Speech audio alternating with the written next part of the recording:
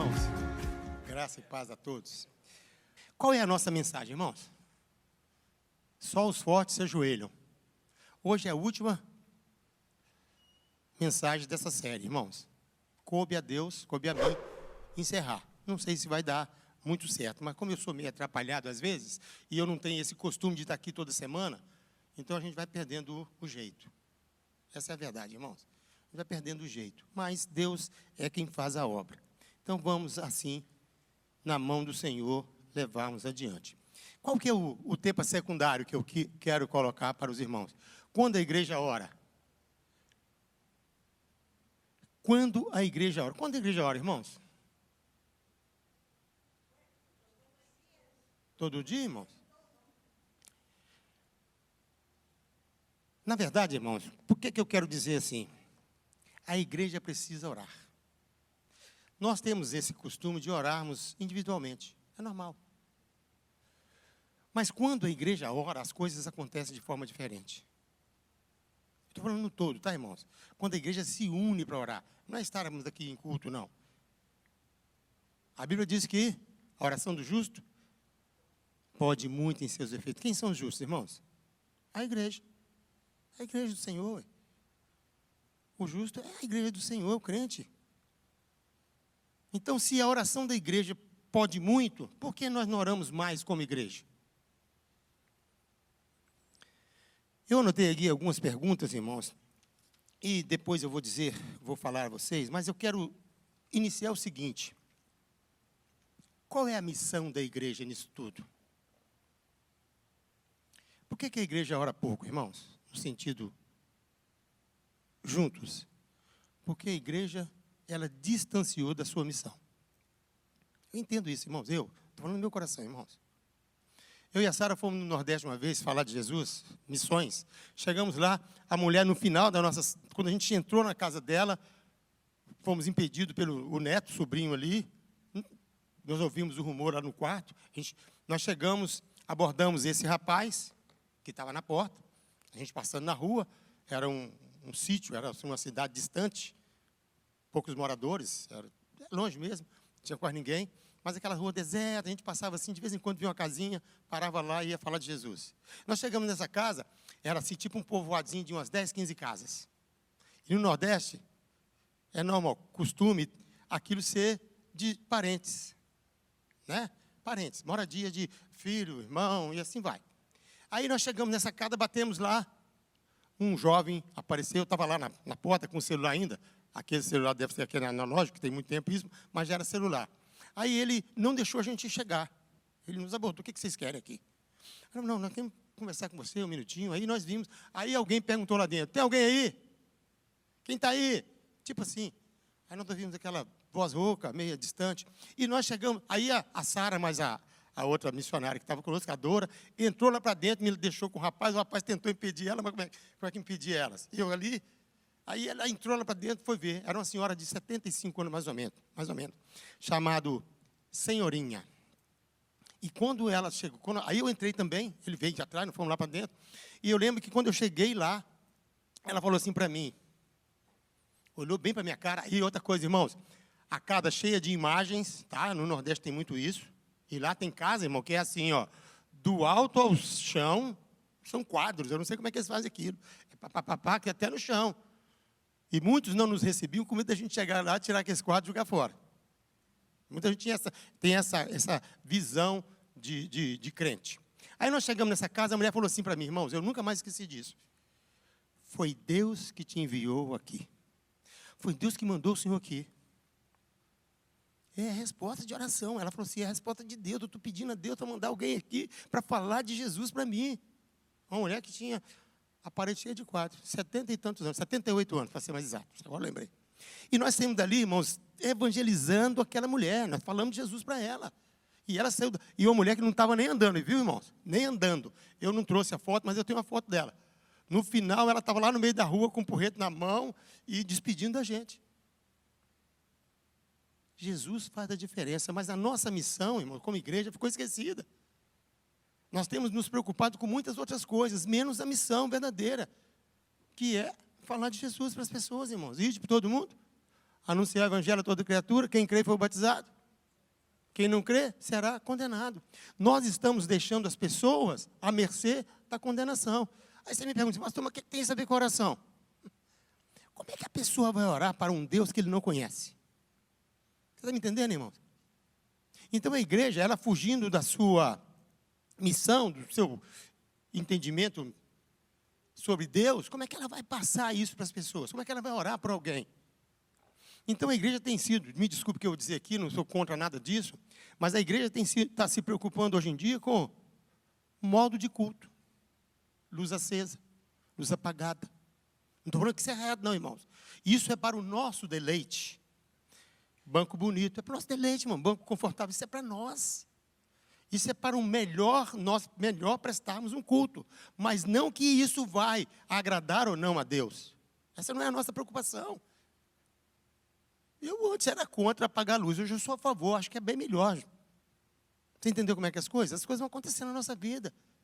Mas tem coisa que não muda, irmãos. A necessidade de ensinar a palavra do Senhor para as pessoas. Eu estava falando hoje lá com o Ricardo, lá na nossa escola, que eu vim pensando nisso, falar de religião aqui. Porque lá hoje falou de religião.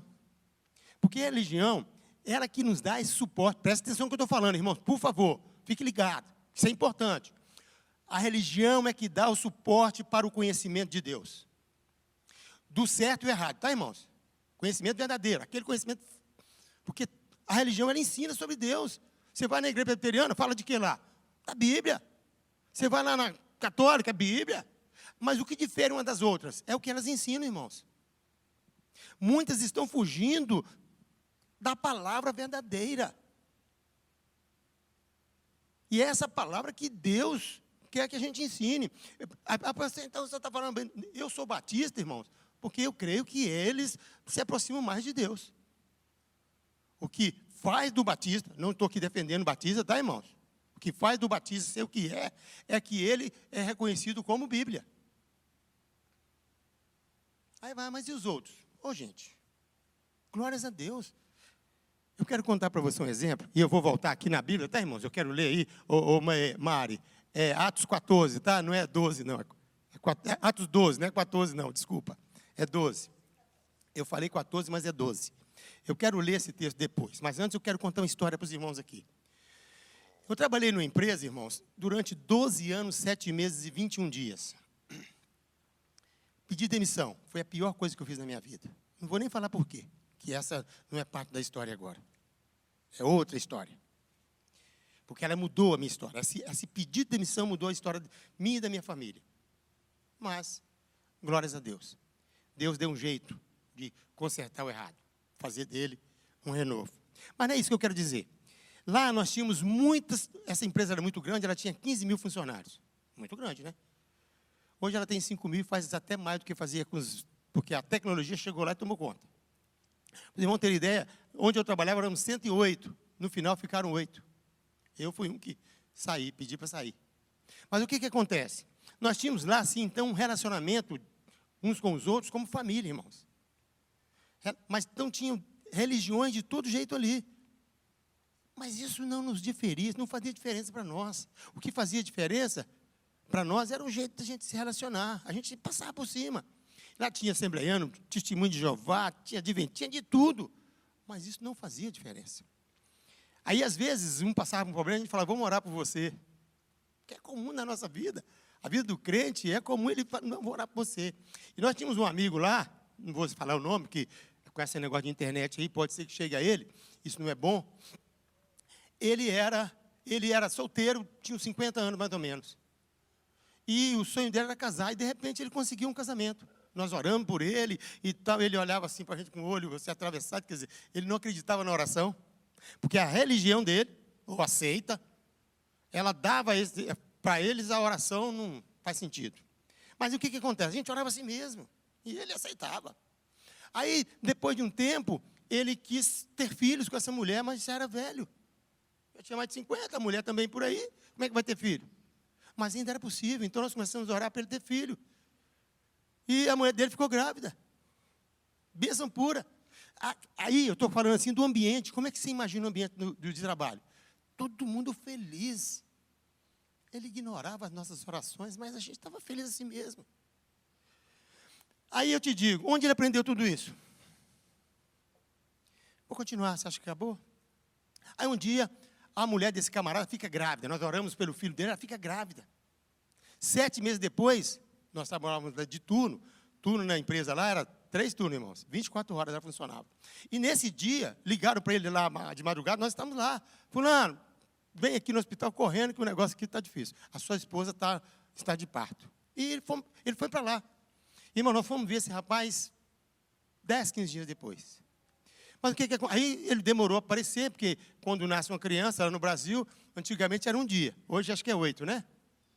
8 dias de licença, paternidade. Antes era um dia só. Você saía, você escolhia o dia, dentro de uma semana, para você registrar a criança. Ele já sumiu no dia seguinte. A gente fazia isso sempre assim, próximo da folga da gente, para emendar a folga. Eu fazia isso, fiz isso com meus filhos. Mas o que aconteceu com ele? Ele sumiu. Aí o chefe, aí nós começamos a perguntar, fulano, cadê? Para o chefão norte, cadê fulano? Ih, vocês não sabem, não? Não, cadê fulano? Você não sabe, não? Ficou aquele segredo nas palavras, irmãos. Então a gente sabia que tinha alguma coisa errada. O que aconteceu com ele? Aí nós ficamos sabendo que a mulher dele havia morrido. No parto. Ela teve um parto muito difícil, ela teve eclâmpsia e morreu. Mas a criança sobreviveu. Aí todo mundo ficou comovido, aquele chororô, triste. Aí o mesmo chefe, que todo mundo falou, vocês estão com dó de fulano? Estamos. Aí, perdeu uma esposa desse jeito, o cara que custou casar, se eu fosse ele, ficava não. Ela morreu por causa dele. Nossa, aqui doeu o coração, irmão. Doeu por causa dele. O que aconteceu, irmãos? A religião dele não permitia transfusão de sangue. A mulher dele morreu de hemorragia no hospital porque ele não autorizou. E ele foi chamado lá, não foi para ver o parto, não. Porque a criança já tinha nascido. Ele foi chamado lá porque a mulher dele estava precisando de sangue. E ele negou. Onde ele aprendeu isso, irmãos? Na religião, irmãos. Na religião. A religião é importante, sim. Muitas vezes nós saímos, banalizamos a religião, achamos que ela não vale nada. Por quê? Porque nós colocamos a religião como se fosse ensinar a ungir, ensinar a bailar, ensinar a apagar luzes. Não, irmãos, religião é mais do que isso. Religião ensina a palavra, porque a religião é a igreja. Você é a igreja, você é a religião que você pratica. Então, nós precisamos deixar esse banalismo da religião de lado e olharmos para a igreja como um lugar de aprendizado, de ensino da palavra. E uma das coisas que a Bíblia nos ensina é a fé. Vamos ler o texto antes que eu deixo ele para lá, mas ele no final vai vir. Eu não vou ler tudo não, irmãos, para não... Mas é aí mesmo, tá? O que estava acontecendo nesse tempo, irmãos? Os discípulos depois, Atos 14, verso 1, irmãos, ali é o verso 1. O que estava acontecendo? Só para a gente situar. Os discípulos começaram, então, a cumprir a ordem de Jesus, que é o ide. Começaram a pregar, a ensinar. A primeira coisa, irmãos, eles começaram a ensinar, falar quem era Jesus. E eles, então, começaram a incomodar. Por quê? Porque os sacerdotes, os fariseus lá, eles pensavam o quê? Que com a morte de Jesus isso ia acabar. Acabou ali. Não, aí os discípulos começaram a pregar. Então, agora, em vez de eles perseguirem Jesus, começaram a perseguir quem? Os discípulos de Jesus, os apóstolos. E é isso que estava acontecendo. Aí ele começa, então, a perseguir os discípulos. Atos 14. Irmãos, vocês acreditam que eu não estou achando isso aqui no meu tablet? Atos... É 12, irmãos? Aí, eu estou meio lolô, porque eu vou ler o 14 também. É 12, irmão, desculpa aí. Desculpa aí, mas é 12. É 12, né, Mário? É 12. Então, vamos lá no 12. Deixa eu achar ele primeiro aqui. Atos 12, irmãos. Atos 12. Tá aí. Herodes manda matar Pedro. Herodes manda matar Tiago. Pedro é livre da prisão e a morte de Herodes. Esse texto fala sobre isso. Mas o que acontece no 12? Vou voltar lá no 12, tá, irmão? Porque eu preciso dele para me falar do 14. No 12 fala o quê? Começa a perseguição. Só que Herodes libera eles, vocês vão lá e o sacerdote levaram eles para lá e ele foi, não, vocês param com isso e vai embora. Mas, irmãos, eles não tinham como parar, porque eles tinham uma missão a cumprir. E eles estavam fresquinhos no negócio. Jesus havia acabado de falar para eles, irmãos. Jesus havia ascendido aos céus, subiu aos céus, e agora eles estavam ali, eles já haviam recebido o Espírito Santo, tá, irmãos? Porque é uma outra banalização que nós temos aqui.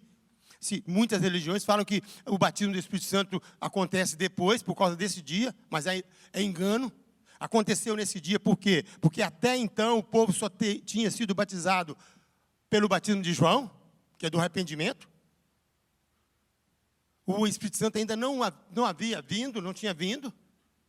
Isso Jesus fala, lá em João 16, 7. Você pode ler isso se você quiser.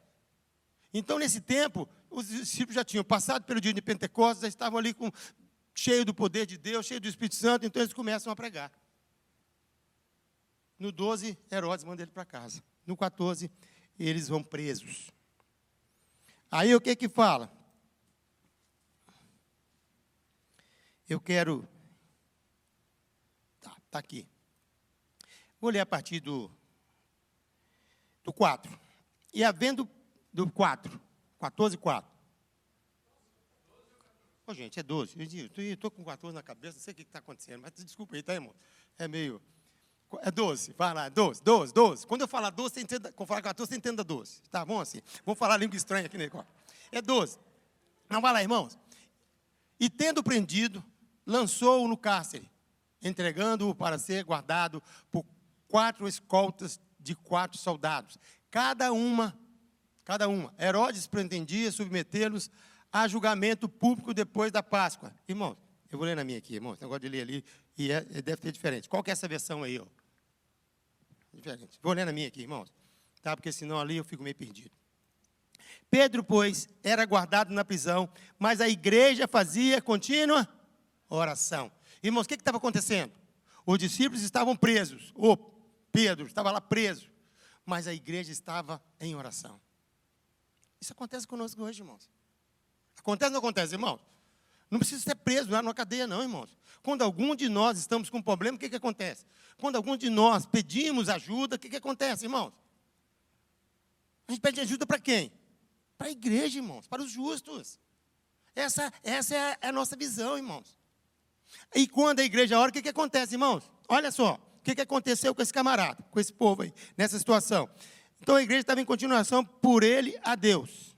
E quando Herodes estava para o fazer comparecer nessa mesma noite, estava Pedro dormindo entre 2 soldados, ligado com 2 cadeias. Você sabe como é que era o negócio, irmãos? Como é que era? Você sabe como é que era isso aqui? Prendia o cara, pegava um soldado, outro soldado e prendia neles. Não era assim, algeminha igual hoje, não. Prendia o cara aqui, naquele soldado, e no outro soldado, os pés no outro soldado. Era diferente. O cara estava totalmente preso mesmo. Para ele sair dali, os 2 tinham que ver. E a ordem dele é o quê? Mantê-los presos. Então eles não sairiam. Olha só a situação difícil que ele estava vivendo. Versículo 7. E eis que sobreveio o anjo do Senhor e resplandeceu uma luz na prisão. E tocando a Pedro do lado, o despertou, dizendo: levanta-te depressa. E caíram-lhes das mãos as cadeias. E disse-lhe o anjo: cinge-te e ata as tuas sandálias. As pessoas quando dizem cinge-te, cingir aqui é o que, irmãos? O que é aqui? Veste, se vista, vamos cair fora. Se prepare, se arrume. Não é para você ir passando óleozinho no senão que não vai dar tempo. Vamos cair fora enquanto é tempo. Essa é a questão, irmãos. E muitas vezes a gente aprende o que é errado. E ele fez assim, disse-lhe mais: lança as costas a tua capa e segue-me. E saindo o seguia, e não sabia que era real o que estava sendo feito pelo anjo, mas cuidava que via alguma visão. Irmão, sabe o que eu entendo aqui nesse negócio? Que muitas vezes o agir de Deus na nossa vida é tão, assim, mirabolante, que nós achamos que é uma visão. Nós não entendemos, irmãos. Nós não entendemos, a gente quer arrumar pretexto, desculpa. Gente, não, isso não é obra de Deus, não. A gente só acredita no sobrenatural quando é algo assim, uma doença, mas a gente não acredita no sobrenatural quando é algo simples, não, irmãos. Para Deus, irmãos, tirar Pedro de uma prisão foi fácil, simples, apesar de aparentemente difícil, impossível. Humanamente impossível. Mas para Deus não é impossível. E você sabe qual que é o nosso grande defeito, irmãos? Nós pegamos nas impossibilidades de Deus e esquecemos das possibilidades. A igreja que ora, irmãos, ela precisa pensar nas possibilidades. Ela precisa crer que vai acontecer. Mas nós vamos lendo para frente, irmão, nós vemos que a igreja estava orando. Mas quando ele chegou lá, elas assustaram. Que coisa, irmãos. A igreja ainda não estava preparada para o agir de Deus. Vou pular aqui. Verso 11. E Pedro, tornando a si, disse: agora sei verdadeiramente que o Senhor enviou seu anjo e me livrou da mão de Herodes e de tudo o que o povo dos judeus esperava. E considerando ele nisso, foi à casa de Maria, mãe de João, que tinha por sobrenome Marcos. Olha aí, irmão, esse Marcos já estava lá, mas não fazia nada ainda, onde muitos estavam reunidos e oravam. E batendo Pedro à porta do pátio, uma menina chamada Rode saiu a escutar, e conhecendo a voz de Pedro, de alegria não abriu a porta, mas correndo para dentro, anunciou que Pedro estava à porta. E disseram-lhe: estás fora de ti. Mas ela afirmava que assim era, e dizia: é o seu anjo. Mas o Pedro perseverava em bater. E quando abriram, viram-no e se espantaram. Irmãos, é só para a gente fechar esse ponto aqui. Nem sempre o milagre de Deus espanta, irmãos. Espantar, assim, nos traz surpresa. Essa é a verdade, irmãos. Nós, como crentes que somos, não deveríamos ficarmos surpresos pelos milagres que Deus faz na nossa vida, na vida dos seus. E muitas vezes ficamos atônitos, achando que aquilo é impossível. Esquecemos dos Deus a quem cremos, irmãos. E aí ele vai falando aqui, irmãos. Mas o ênfase aqui desse texto é: a igreja estava orando. A igreja estava orando, irmãos. E muitas vezes nós esquecemos disso, irmãos. Eu quero fazer uma pergunta para você, irmãos. O que é a Bíblia para você? O que é a Bíblia para você? A palavra de Deus? 2 Timóteo 3,16, irmãos. Vou pegá-lo aqui. Mário, por favor, Mário. 2 Timóteo 3,16. Vê se você consegue pular. Toda a escritura, se eu não sei esse, eu vou ler aqui, irmãos. Vou achar aqui. 2 Timóteo 3,16 diz assim, irmãos, olha, eu marquei aqui, irmãos. Toda escritura divinamente inspirada é proveitosa para ensinar, para redarguir, para corrigir, para instruir em justiça, para que o homem de Deus seja perfeito e perfeitamente instruído para toda boa obra. Irmãos, na nossa igreja, lá no Bela Vista, eu falo nossa porque era do Ricardo também, nós tínhamos um irmão lá, ô cara chato, irmãos. Vou falar o nome dele aqui, porque o Ricardo conhece, Lívio. O Ricardo sabe da chateza que eu estou falando. Irmão Lívio, você era chato. Hoje é um velho chato, mas era chato. Mas o que acontecia com esse irmão? Ele não aceitava dar aula pelas revistas. Mas como ele era o bambambam lá, que mandava lá, ele mandava no pastor, mandava na igreja, mandava em todo mundo. Ele era um eletricista que tinha lá, e nós fizemos um templo novo. E o templo novo dependia das luzes. Só funcionou um ano depois, porque ele quis que fosse um ano depois. Ele não colocava a iluminação lá enquanto ele não quisesse. E a gente ficava no templo velho. Esse era o irmão Livre que eu estou falando aqui. E fiz questão de falar o nome para ele saber disso. E outra coisa, irmãos, esse irmão, na hora de ensinar, ele queria ser diferente, mas era diferente mesmo. E eu ficava contra. Ele deu na cabeça lá de estudar a genealogia de Jesus. Irmãos, pensa num trem que dá assim. Mas, irmãos, o cara começava lá, ponto por ponto, lá nos personagens. Irmãos, ele estudava aquilo. Nós levamos mais ou menos um ano para estudar. Mas tinha dia que ele não ia. Aí falava com como? Pastor Edmilson, irmão Edmilson, vai lá dar aula no meu lugar, que eu não vou estar aí. Eu ia lá. Aí, naquele período, irmãos, e nós íamos estudar o livro todo, não é só a genealogia, não.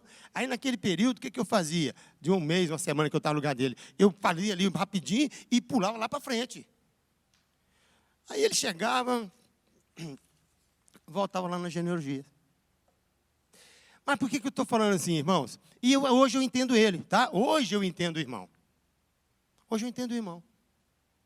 Porque a Bíblia, por mais que pareça, alguns lugares nela, alguns assuntos pareçam difíceis e indiferentes à nossa vida, engano seu, irmãos. Até na genealogia de Jesus tem história. E ele fazia isso, irmãos. Tamar, quem era? Ruth, ele ia lá no personagem, um por um, e falava da vida daquele povo. A gente, sim, eu fiquei meio chateado com aquilo, de tanto que aquele tempo estava amoroso. Mas é necessário, irmãos, que a gente aprenda a Bíblia de acordo com como ela é. E muitas vezes elas são fantasiadas pelo modo de pensar dos outros. E a oração não é diferente, irmãos. Nós hoje estamos vivendo, a igreja está vivendo à mercê do que pensam os outros, inclusive da oração. Por que os cultos de oração são vazios? Hein, irmãos? Por que os cultos de oração são vazios? Tadinho do pastor, promete pizza, promete sorvete, promete tudo, e o cara não vem aqui. Vem meia dúzia. Sobra 2, 3 pizzas aí todo dia. Eu vim aqui na última, foi eu que preguei. Também não veio. Não é a prioridade, irmãos. Quando deveria ser.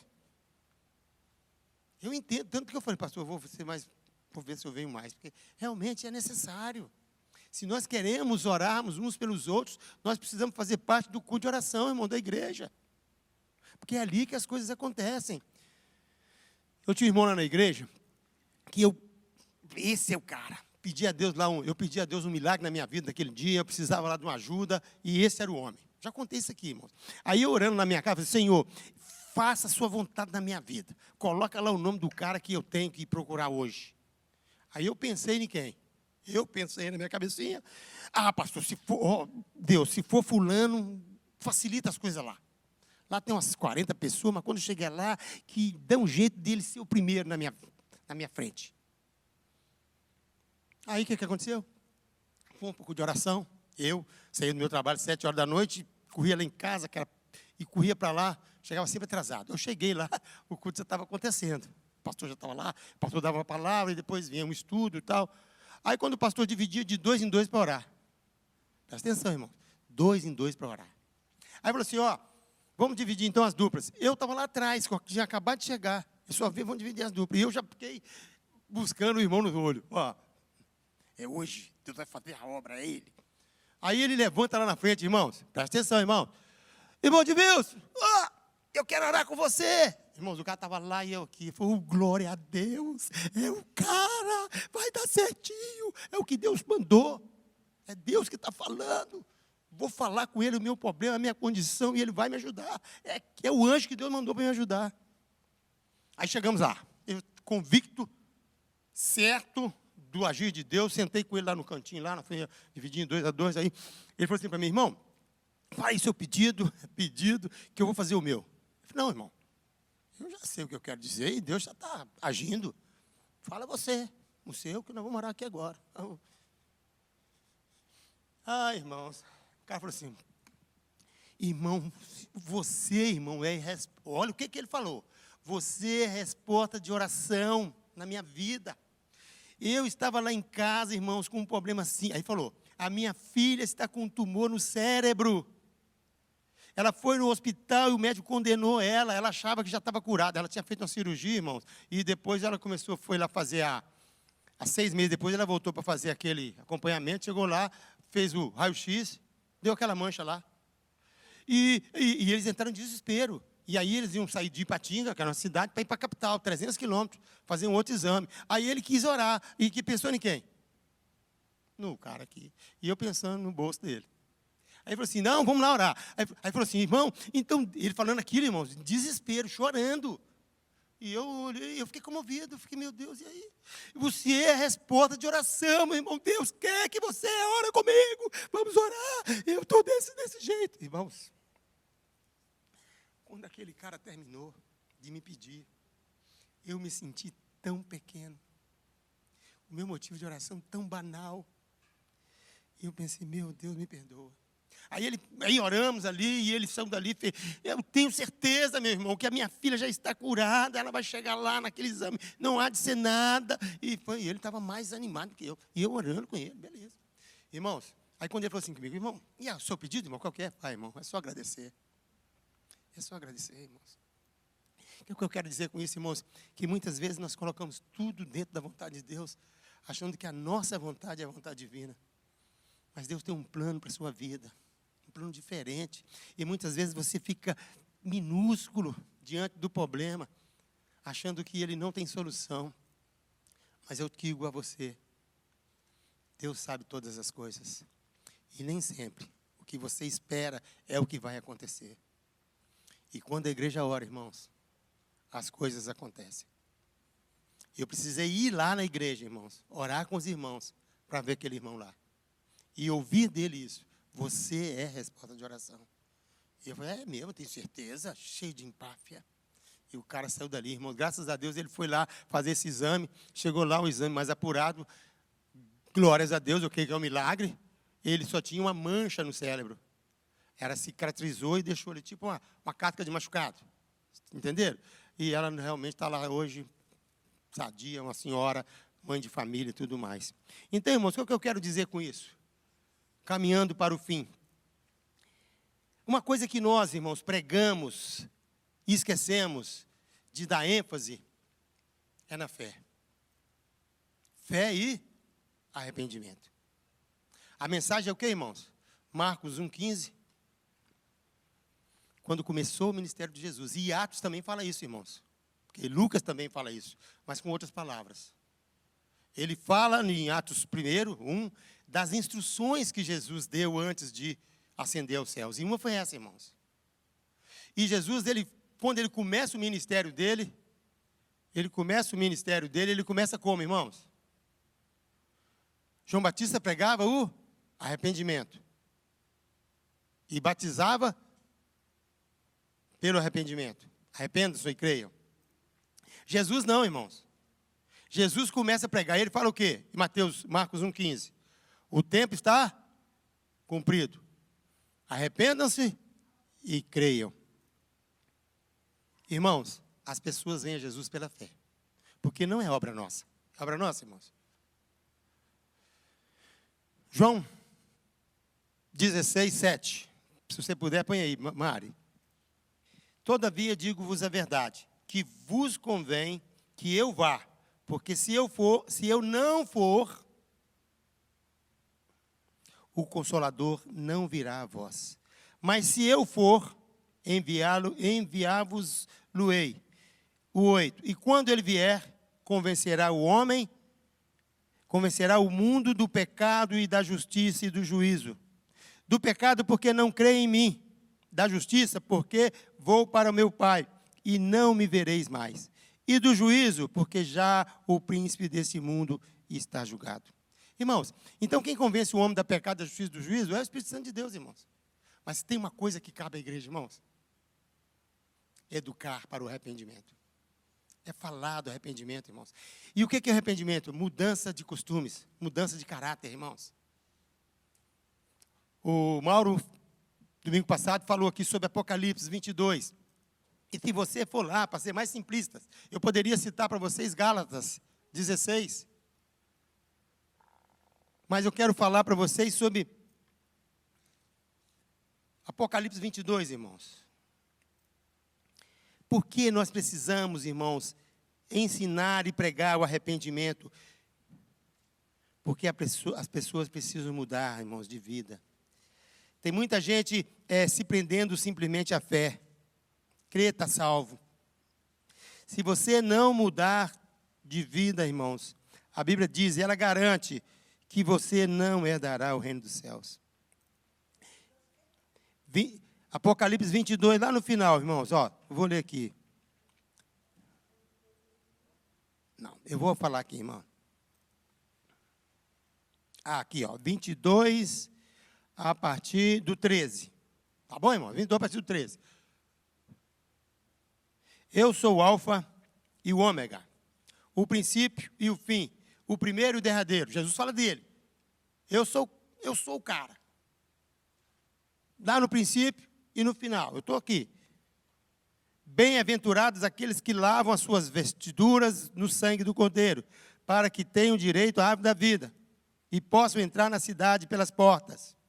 Ficarão de fora. Está escrito lá, irmãos? Leu aí? Os cães, que cães são esses, irmão? Não vou entrar em detalhe, para vocês verem. E os feiticeiros, e os que prostituem, e os homicidas, e os idólatras, e qualquer que ama e comete a mentira. Eu, Jesus, enviei o meu anjo para vos testificar estas coisas nas igrejas. Tá, irmãos?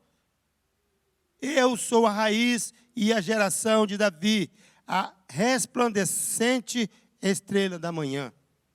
E o Espírito da esposa diz, vem. E quem ouve, diga, vem. E quem tem sede, venha. E quem quiser, tome de graça da água da vida. Porque eu testifico a todo aquele que ouvir as palavras dessa profecia, da profecia deste livro, que se alguém lhe acrescentar alguma coisa, Deus fará vir sobre ele as pragas que estão escritas neste livro. E se alguém tirar qualquer coisa, qualquer palavra do livro dessa profecia, Deus tirará a sua parte da árvore da vida e da cidade santa que o Senhor, que estão escritas neste livro. Aqueles que testificam essas coisas dizem certamente amém. Irmãos, por que eu estou falando isso? Ah, pastor, nós estamos pregando sobre oração. Irmãos, é o nosso modo de vida. São os modos morais. Porque muitas vezes as pessoas acham que a moralidade não tem nada a ver com religião. Nós não estamos ensinando na igreja mais, irmãos. Deixar de falar mentira. Deixar de prostituir. Às vezes, pastor, mas o que é prostituição? Se vender? Leia a Bíblia. É por isso que o ensino é importante, irmãos. Quando eu falo aqui, gente, case, amigado vai para o inferno, o cara assusta. Ah, pastor, o senhor está falando da opinião do senhor? Não, é a opinião da Bíblia. A Bíblia considera isso como prostituição, irmãos. Pense nisso. Ah, pastor, o senhor é contra? Não, não sou contra nada. Você não precisa ouvir o pastor, não. Ouça a Bíblia. Vá na Bíblia. Se não tem coragem, procure o seu pastor e converse com ele sobre isso. Mas não fique por aí arrumando pretexto para o seu erro. Eu falei, é simples. Mentira. Tem gente que mente com a cara deslavada. E a Bíblia diz que não vai entrar no reino dos céus, irmãos. Ah, mas não tem tamanho de pecado, irmãos. E muitas vezes nós ficamos aí. Como é que um mentiroso vai orar? Fala para mim, irmãos. Como é que um mentiroso vai orar para o outro? Por isso que a oração é para a igreja que está curada. A igreja que busca o ensinamento do Senhor. Como é que você vai orar se você é um mentiroso? Como é que você... De uma fofoca que você mesmo inventou. Eu tinha um amigo que ele falava mentira lá no serviço. Gente, o pagamento vai... A empresa vai estar aí para a gente um abono de 2 salários. Irmão, deu uns dias, ele estava fazendo conta daquele dinheiro. Ele fazendo conta. A mentira dele era tão grande, a necessidade do povo era tão grande, que aquilo espalhava naqueles 15 mil funcionários e voltava nele. Ele achava que era verdade. Eu falei, mas você contou isso aqui, cara? Não, mas é verdade. Todo mundo está falando aí. Ué, todo mundo está falando, é verdade? Você que espalhou a mentira, cara. Tem verdade e mentira, irmão, que até a gente acredita nela. Por isso a mentira é pecado, irmãos. Pense na tua vida. A tua vida não pode ser uma vida de mentira. E muitas vezes você vive uma vida de mentira. Nós temos que entender, irmãos, que o Espírito Santo de Deus, ele só desceu porque Jesus falou que ele viria. Porque eu não estarei mais com vocês, eu vou me enviar um consolador. Nós temos que nos apegar a esse Espírito, irmãos. E muitas vezes nós ficamos aí vazios de Deus, porque nós não aceitamos essa proposta. Eu quero te fazer uma pergunta, irmãos. Caminhando para o final, tá, irmãos? Vou caminhar para o final, daqui meia hora acaba. Caminhando para o final. É assim que funciona. Está aqui, irmãos. Só os fortes se ajoelham quando a igreja ora, irmãos. Você deixa de ser forte porque ora sozinho? Não, irmãos. Mas quando você está em igreja, você se torna mais forte. Isso é bíblico, irmãos. Amós 3,3 diz o que, irmãos? Estarão 2 juntos se não houverem acordo? Vocês acham que vocês não estariam juntos aqui se não fosse o mesmo propósito, irmãos?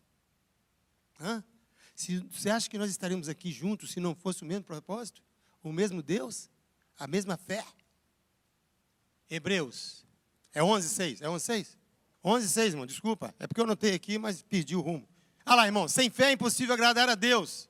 Pois quem dele se aproxima, precisa crer que ele existe. Irmãos, como é que você vai aproximar de Deus se você não crê que ele existe? É o que nós estávamos falando hoje da ciência. A ciência tenta provar não a inexistência de Deus, mas que as coisas não dependem de Deus para esse movimento todo. Mas quando chegam no final, o que acontece? Eles não têm resposta. Mas nós, pela fé, precisamos crer que Ele existe e que recompensa aqueles que o buscam. Como é que nós vamos buscar essa recompensa, irmãos? Através da oração, irmãos. A recompensa aí é o resultado das nossas orações. É aquilo que você busca. É aquilo que você quer. E nós, irmãos, como igreja, precisamos proclamar a fé, não se esquecendo do arrependimento. Agora eu quero falar para você, que está aqui nessa manhã, que ainda não tem Jesus como Senhor e Salvador da sua vida. Hoje, irmãos, as igrejas estão mudando de lugar. As pessoas, elas estão mudando de banco. Sai de uma igreja e vai para outra, sai de uma igreja e vai para outra. Demonstração de fé, de arrependimento, poucos. Poucas pessoas têm levantado a mão para Jesus. Romanos 10, 9 e 10. Se com a sua boca confessares e em teu coração crer que Deus o ressuscitou do morto, será salvo. É por isso, irmãos, que você precisa levantar a mão. É por isso que você precisa se manifestar diante dos homens. Porque é com o coração que se crê para a justiça. E a boca se faz confissão para a salvação. Não tem jeito, irmãos, de ir até Jesus se você não confessar os seus pecados. E publicamente. Não é falar que eu sou isso. Não, não é isso não. É dizer assim, eu creio que Jesus foi ressuscitado. Eu quero te fazer uma pergunta. Você crê que Jesus foi ressuscitado? Levantou dos mortos? Se há alguém aqui nessa noite, nesse dia, desculpe, irmãos, que ainda não tem esse reconhecimento e quer fazê-lo agora, levante a sua mão. Nós vamos orar por você. A igreja precisa proclamar. A igreja precisa anunciar. A igreja precisa dizer que o mundo tem jeito. A igreja precisa orar. Eu quero pedir à igreja nesse momento. Você sabe da sua posição diante do mundo? Quem é você como igreja diante do mundo? Quem é você? O desafio nosso aqui, irmãos, é o seguinte: o que você pode fazer? O que você pode fazer pela obra? O que você pode fazer pela causa? O que você pode fazer pela proclamação do Evangelho? Muitas vezes nós achamos que não podemos fazer nada. Hoje me perguntaram lá na cozinha, vou falar aqui, mas eu não queria falar, mas vou falar. A Márcia me perguntou assim, pastor, o senhor não vai para a aula não? Gente, parece que quer me ver para longe. Eu falei, eu não vou não, sabe por quê? Porque eu atrapalho. Eu acho que eu nasci para ensinar, eu estou lá para aprender. Porque eu já estou numa fase, irmãos, de falar. Aí me põe lá para aprender, mas a gente sabe que sempre tem que aprender. Não estou falando que eu não tenho nada para aprender. Mas esse tipo de coisa, eu já sei bastante. É isso que eu quero dizer. Ah, o cara é um impetuoso, sabe tudo. Não, não sei nada. Mas tem coisa que você já sabe um pouquinho mais. Aí quando você chega ali no outro, todo mundo fica esperando pela sua palavra, pela sua resposta. Então, eu quero dizer para você, qual é a sua posição diante da igreja? Qual é a sua posição? Agora eu quero te fazer um desafio. Pense aí no seu coração. O que eu posso fazer? O que você pode fazer para mudar o cenário que nós estamos vivendo hoje? Pense. E se você tiver no seu coração o desejo de servir a Deus e sente que precisa fazer alguma coisa, eu queria que você levantasse, ficasse de pé. Nós vamos orar. Se você sente que a igreja precisa de você, presta atenção na pergunta, irmãos. A igreja precisa de você e que você tem utilidade daí para a igreja. Não estou falando aqui que você vem fazer, não. Mas se você sente no seu coração esse desejo, fique de pé. Nós vamos orar.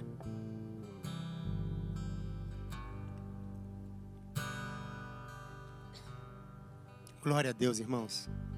Deus abençoe a sua vida. A igreja precisa de servos. A igreja precisa de verdadeiros adoradores. Pessoas que entendem que Deus, Ele não trabalha sozinho, mesmo podendo trabalhar sozinho, irmãos.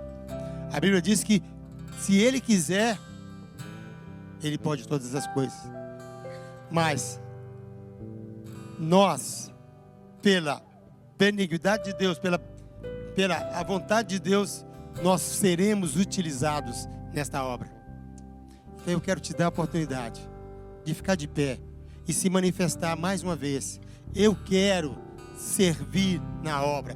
Eu quero servir nessa igreja. Eu quero ser mais um que trabalha. Eu sei que você já trabalha, mas você pode se manifestar mais uma vez. Sabe por que eu estou falando isso, irmãos? Porque a nossa igreja está carente de mão de obras. A nossa igreja está carente de mão de obra, irmão. Parece não, né? Mas tem professor aqui que é professor em 2, 3 classes. Estou falando mentira, irmãos? Ministério infantil tem dificuldade de professor. As irmãs se desdobram lá. E vocês sabem que tratar de filho dos outros é muito difícil. Então nós carecemos, amém, nós carecemos de vidas para poder trabalharem na obra, irmãos. Eu quero encerrar, irmãos, fazendo um desafio a você. Só os fortes se ajoelham. Meu desafio a você é que você não se torne fraco, achando que não possa orar.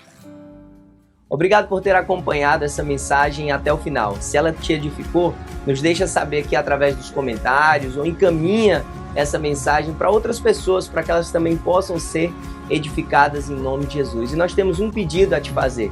Se inscreve aqui no nosso canal, vai lá agora e se inscreve aqui no nosso canal, ativa o sininho das notificações, assim você sempre será informado quando a gente subir algum conteúdo aqui de pregação da palavra de Deus. Nosso desejo, nossa oração é sermos canal de bênção na tua vida. Que Deus te abençoe, em nome de Jesus.